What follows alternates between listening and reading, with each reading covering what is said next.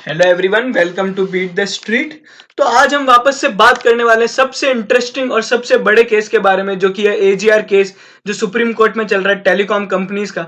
जो लोग हमारे चैनल पर पहली बार आ रहे हैं, मैं उन्हें बताना चाहूंगा, ये लगातार छठी बार है। जी हाँ, छठी बार हम ये केस की सुनवाई सबसे पहले यूट्यूब पर एक्सक्लूसिवली साधारण भाषा में आपके लिए लेके आ रहे हैं। अगर आप इसी तरह की अपडेट और न्यूज सबसे पहले यूट्यूब पर देखना चाहते हैं तो हमारे चैनल को जरूर सब्सक्राइब कर लीजिए और बेल आइकन को दबा लीजिए।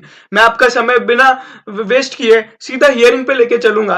तो आज जो बातें सामने आई है वो इंसॉल्वेंट कंपनीज के लिए आई है। आरकॉम और एयरसेल के लिए काफी नई बातें सामने आई है। हम जानेंगे क्या हुआ है आज हियरिंग में। एयरसेल ने सुप्रीम कोर्ट में बोला है कि 8 अप्रैल से 2016 तक अभी तक 8 ऐसे इंस्टेंस हुए जहां पे स्पेक्ट्रम ट्रेडिंग हुई है।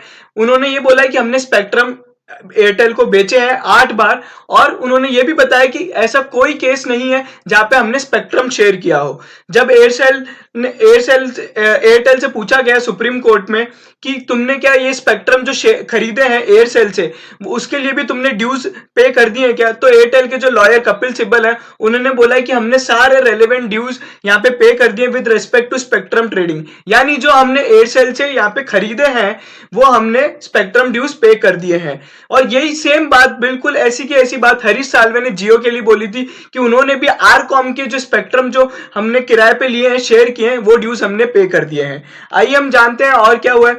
फिर सुप्रीम कोर्ट ने एयरसेल से पूछा कि क्या तुम भी स्पेक्ट्रम बेचना चाहते हो आईबीसी के अंदर। तो एयरसेल ने कहा बिल्कुल बेचना चाहते हैं, क्योंकि वो हमारी असेट है। Right to use is our asset. और यूवीएआरसी जो कि आरकॉम की बिडर है वो भी हमारी ही बिडर है। और अगर ऐसा नहीं होता है, अगर हमें स्पेक्ट्रम नहीं बेचा जाने दिया जाता है, तो हम भी लिक्विडेशन में चले जाएंगे, जैसे आरकॉम के लॉयर ने बोला था। वहीं पे उन सुप्रीम कोर्ट पूछता है कि फिर एजीआर ड्यूज का क्या होगा, कितना मिलेगा अगर ये आईबीसी में ऐसा होता है तो एयरसेल के यहाँ पे लॉयर ने बहुत ही बड़ा खुलासा करते हुए बोला है कि बहुत कम अमाउंट मिलेगा। 1% ऑफ एजीआर डिमांड भी नहीं मिलेगा, क्योंकि यहाँ पे डीओटी भी उस मीटिंग का पार्ट था और उसी में ये डिसाइड किया गया कि एजीआर ड्यूज एक ऑपरेशनल ड्यू है, तो बैंक को सबसे पहले मिलेगा, फिर जो बचेगा वो पैसा यहाँ पे डीओटी को दिया जाएगा। वहीं पे सुप्रीम कोर्ट ने अपनी चिंता जताते हुए बोला है कि हम लोग को यही सबसे बड़ी प्रॉब्लम है, सबसे बड़ी चिंता में यही है कि अगर एजीआर ड्यूज का यहाँ पे आईबीसी की तरह यहाँ पे ट्रीटमेंट किया गया तो गवर्नमेंट को इंसॉल्वेंट कंपनीज जो कि आरकॉम, वीडियोकॉन और एयरसेल से कुछ भी नहीं मिलने वाला। और उनका यह भी मानना है कि अगर जब ड्यूज ही नहीं पे किए हैं इन कंपनी ने, तो ये अपने स्पेक्ट्रम किसी के साथ कैसे शेयर कर सकती है और किसी और को स्पेक्ट्रम कैसे बेच सकती है।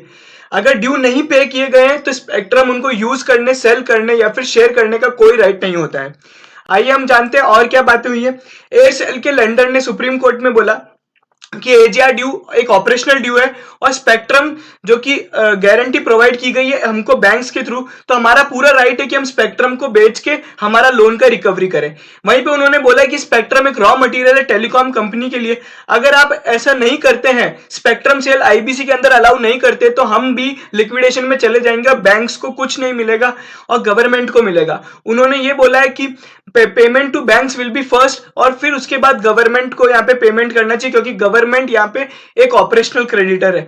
वहीं पे एयरसेल के लेंडर ने एक और बात बोली कि मिनिस्ट्री ऑफ कॉर्पोरेट अफेयर्स ने भी यही बोला है, उनका भी यही व्यू है। तो अब इससे क्या सब सामने आता है, तो मैं यही बोलूंगा कि आरकॉम और जो एयरसेल के जो लेंडर है उन्होंने यही बोला है कि स्पेक्ट्रम उनका असेट है, पहले बैंक्स का ड्यू पे करना चाहिए और स्पेक्ट्रम बेचना चाहिए आईबीसी के अंदर। कुछ अगर पैसा मिलता है या बचता है तो डीओटी को पे किया जाएगा। अब आप जानना चाहते हैं कि ये सारी सुनवाई और ये सब आर्ग्यूमेंट्स किसके लिए ज्यादा फेवर में है या किसके लिए बेनिफिशियल है, तो मैं बोलूंगा आरकॉम और एयरसेल और वीडियोकॉन के लिए ये सारे आर्ग्यूमेंट बहुत ज्यादा बेनिफिशियल है, क्योंकि जब स्पेक्ट्रम वो लोग बेच पाएंगे तो जो सामने नया बिडर होगा वो ज्यादा से ज्यादा पैसा देने को तैयार होगा। लेकिन अगर वो स्पेक्ट्रम नहीं बेचने दिया जाता है सुप्रीम कोर्ट द्वारा, तो यहां पे हो सकता है यूवीएआरसीएल अपनी बिड भी पीछे ले ले।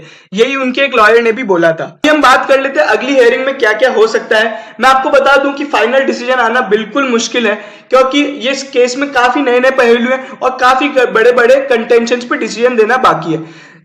गवर्नमेंट ने यहाँ पे स्टैगर्ड पेमेंट के लिए 20 साल का टाइमलाइन मांगा है, वहीं पे भारतीय एयरटेल और वोडाफोन आइडिया ने कुछ 15 साल का टाइमलाइन मांगा है। हमें अगले अगले केस में क्या क्या देखने को मिल सकता है, तो हमें यह भी देखने को मिल सकता है कि इंसॉल्वेंट कंपनी कैसे एजीआर ड्यूज को पे करेंगी और स्पेक्ट्रम सेल के लिए गाइडलाइंस क्या होंगी। और हमें यह भी देखने को मिल सकता है कि जो एजीआर ड्यूज आरकॉम के वो जियो पे करेगा या आरकॉम पे करेगा, आरकॉम में के जो स्पेक्ट्रम है उसमें जियो ने कितना पे कर दिया है, जियो की क्या लायबिलिटी आने वाली है।